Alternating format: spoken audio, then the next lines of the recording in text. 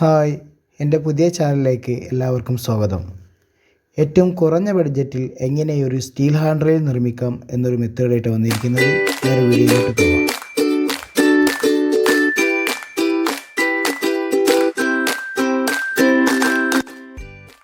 Hand റെയിലിന് ഉപയോഗിക്കുന്നത് 2 inch round പൈപ്പാണ്. ആദ്യം ഒരു മാസ്റ്റർ കാൽ സെറ്റ് ചെയ്യലാണ്. സ്റ്റെപ്പിൻ്റെ സൈഡിൽ നിന്നും 2.25 ഇഞ്ച് മാർക്ക് ചെയ്തിട്ട് വേണം മാസ്റ്റർ കാൽ ഫിക്സ് ചെയ്യാം.